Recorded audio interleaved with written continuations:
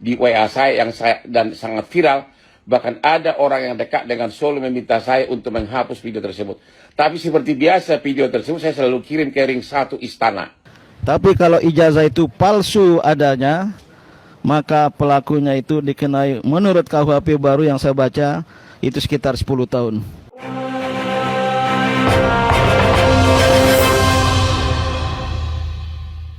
Halo Sobat DDR, apa kabar Anda hari ini Jumat 26 Juni 2006? Terima kasih Anda begitu setia menemani kami berdua di FNF Channel. Assalamualaikum, salam FNF. Waalaikumsalam warahmatullahi wabarakatuh. Selamat pagi Cak Jarod dan juga pemirsa di seluruh Indonesia. Apa kabar pagi hari ini Cak Jarod? Alhamdulillah, Cak Dodo masih ingat kan kalau langit bagaimana awan bergerak hilir mudik tapi tetap fokus ke langit. Kenapa? Ini seperti peristiwa politik yang saling berganti. Tetap fokus kita apa? Soal ijazah Jokowi. Karena apa? Ini banyak peristiwa yang menyangkut banyak orang ini. Khususnya ternyata Cak, ini termul marah. Salah satunya menimpa Hotman Paris, pengacara Kolda. Iya, emang termul-termul Jokowi ini orang-orang dengan kapasitas jauh di bawah Hotman Paris. Tapi mereka mencoba memposisikan sejajar dengan orang-orang cerdas, dengan orang-orang hebat, dengan cara apa? Melakukan pembunuhan karakter. Jadi supaya mereka sejajar. Bukan dengan berdebat, bukan dengan adu argumen, bukan dengan mengeluarkan ide-ide dan gagasannya, tapi dengan cara menyerang pribadi. Itu cara mereka, hampir semua termul pola kerjanya seperti itu. Karena mereka memang diambil dari orang-orang yang di bawah kapasitas, dan mungkin mereka tersinggung ketika para termul ini disebut oleh Hotman Paris sebagai lawyer yang tidak resmi. Jadi mengaku-ngaku sebagai lawyer, mengaku-ngaku sebagai penasihat hukumnya Jokowi, tapi sesungguhnya tidak tercatat secara resmi. Kalau yang secara resmi memang baguslah kualitasnya ya, Yakub Hasibuan seperti itu. Tapi orang-orang di luar itu yang tidak resmi itu menggonggongnya itu galak sekali, dan ini membuat bising masyarakat Indonesia, dan itu disampaikan oleh Hotman Paris. Anda tahu nggak apa kemungkinan yang terjadi? Pada hari kepolisian menjemput Roy Suryo, saya langsung bikin video yang sangat viral, ya, yang isinya, halo Bapak Kapolri dan Bapak Jaksa Agung, nggak usahlah ditahan demi kepentingan nasional dan politik yang sedang lagi goncang dan semeraut ekonomi. Itu akan menambah pertentangan. Mohon arif kebijaksanaan. Proses hukum berjalan terus, silahkan. Tapi nggak usahlah ditahan. Itu waktu itu di WA saya yang dan sangat viral. Bahkan ada orang yang dekat dengan Solo meminta saya untuk menghapus video tersebut. Tapi seperti biasa video tersebut saya selalu kirim ke ring 1 istana. Karena presiden itu adalah mantan klien saya. Nggak nyampe hitungan 5 menit setelah video saya kirim ke ring 1 istana, salah seorang yang sangat cergap selama ini sebagai ajudan dan sekarang menjadi pejabat senior, WA saya dan mengatakan, bagus sekali videomu abang, bagus sekali. Saudara, jadi saya makin yakin bagaimana hanya karena orang Roy Suryo seperti Dr. Iva menanyakan ijazah Jokowi, selembar ijazah asli. Bagaimana seluruh kekuatan dilibatkan. Ada termul, ada polisi, dan banyak lagi yang membackup kepentingan Jokowi. Bukan begitu ya dulu? Betul, inilah kalau hukum dikendalikan, dikuasai oleh satu kekuatan. Ya kita sebutlah kekuatan Jokowi sebagai mantan presiden. Oke lah kalau dia memang kuat sebagai sosok mantan presiden. Tapi nggak boleh kemudian menafsirkan hukum untuk kepentingan diri sendiri. Dr. Tifa dan Mas Roy Suryo itu mempertanyakan ijazah, melakukan penelitian karena ada kecurigaan. Bukannya dijawab kemudian menunjukkan kecurigaan kamu keliru, ini ya faktanya ini. Kan sesimpel itu sesungguhnya menyelesaikan kasus itu. Tapi yang terjadi polisi malah mengatakan ijazahnya asli dan kamu keliru, dan digugat oleh yang lain, oleh gerombolan termul yang lain. Dr. Tifa dan bersama 7 orang lain dilaporkan ke Polda dengan tuduhan fitnah dan pencemaran nama baik. Pertanyaannya, fitnah untuk apa? Orang itu melakukan penelitian untuk menjawab keraguan dan kecurigaan, bukannya dijawab malah diserang dengan pasal yang lain. Ini kan penerapan hukum yang betul-betul jauh dari rasa keadilan. Coba kalau kita baca, bagaimana kalau kita menyebut Pak Jokowi ini fitnah, menyebar fitnah sejak periode pertama. Bagaimana dia bilang rupiah akan kuat sekian, BBM di bawah 10.000, terus maupun SMK, wah akan jalan. Itu bukannya fitnah, Kak. Tidak ada bareng-bareng, semuanya goib. Terus dia mengklarifikasi bahwa itu nanti akan ada. Ini bukan fitnah, Kak. Tapi adalah politik apa? Politik goib ya. Selagi kepada Dr. Tifa tetap istiqomah. Karena apa? Waktu penahanan paksa ini ada sekitar 88, Cak. Reserse dilibatkan. Bayangkan, Cak. Dr. Tifa itu ilmuwan, bukan teroris. Iya, itu kan pengkondisian supaya menciptakan ketakutan yang berlebihan supaya perlawanan dari orang-orang yang mendukung Dr. Tifa dan Roy Suryo itu mengendor. Tapi ternyata kan tidak, ternyata tidak terpenuhi keinginan mereka untuk membuat orang ketakutan dengan cara mengerahkan aparat sedemikian banyak seperti itu. Dan faktanya kan ternyata penahanan itu dikabulkan, tidak mengikuti skenario dari pihak kepolisian. Jadi kejaksaan ini luar biasa.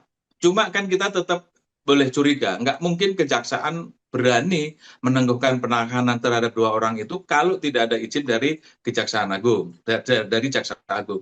Jaksa Agung juga tidak akan berani memberi izin itu untuk melepaskan Roy kalau tidak seizin Presiden. Jokowi masih berkuasa, tidak mungkin itu Roy dan Dr. Tifa itu akan ditangguhkan penahanannya, pasti akan ditahan dan akan menimbulkan ketakutan yang berkepanjangan. Jadi Sobat Udara dan Cak Dodo, tinggal selangkah lagi kasus ijazah Jokowi melaju di pengadilan. Harap-harap cemas pasti Pak Jokowi. Kenapa? Dia berulang kali menyatakan saya akan hadir di persidangan, akan saya tunjukkan ijazah saya dari SD sampai Gajah Mada, UGM. Akan saya tunjukkan jika persidangan meminta. Nah ini waktunya, Kak. Waktunya Pak Jokowi untuk siap-siap membuktikan omongannya, Kak. Ya, mudah-mudahan tidak bohong lagi, karena sederet kebohongan yang dilakukan Jokowi itu membuat orang nggak percaya lagi apapun yang dikatakan Jokowi. Jadi ketika orang apatis dan skeptis terhadap apapun yang disampaikan oleh Jokowi, itu harus diakui dan harus diterima dengan legowo, karena memang track recordnya, jejaknya Jokowi itu memang bohong satu, bohong kedua, dan kemudian ditutupi oleh bohong berikutnya. Kebohongan ditutupi oleh kebohongan berikutnya yang itu membuat persepsi publik itu negatif terhadap Jokowi, sehingga apapun yang dikatakan Jokowi nggak percaya. Jadi akhirnya kalau Pak Jokowi ingin membawa majalahnya, ijazahnya dari SD sampai perguruan tinggi, ya kita tunggu saja. Tapi rakyat tetap tidak percaya ketika peristiwa itu tidak terjadi. Tetapi begini, Cak, kalaupun betul nanti Pak Jokowi membawa ijazahnya, semua ijazahnya di pengadilan, kalau betul ya, seandainya ijazah itu memang betul asli, artinya Dr. Tifa dan Roy Suryo dan teman-teman itu melakukan pencemaran nama baik, dan itu hanya di penjara selama 9 bulan. Tetapi kalau ternyata ijazah itu berdasarkan keputusan pengadilan itu palsu, maka Jokowi dipenjara 10 tahun. Jadi ini kan tinggal memilih aja Jokowi mau pilih yang mana. Cuma kalau ingin menunjukkan ijazahnya itu betul-betul palsu, ya memang harus hadir dan tidak hanya janji-janji palsu sebagaimana janji selama ini. Kan seperti itu. Kalau ijazah itu nanti asli, maka tuduhan dari kawan-kawan ini bisa masuk dalam ranah pencemaran nama baik.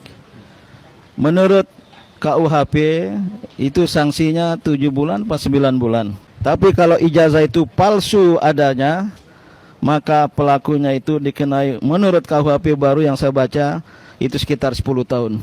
Nah, mau milih 10 tahun pas 9 bulan. Ya itu tadi Sobat Dare, videonya Pak Din Samsudin itu viral Februari dan viral lagi hari ini ketika Roy Suryo dan Dr. Tifa ditangguhkan penahanannya. Masih kontekstual karena masih relevan. Karena apa? Ancaman hukumannya memang seperti yang Cak Dodo sampai 10 tahun jika Jokowi berbohong.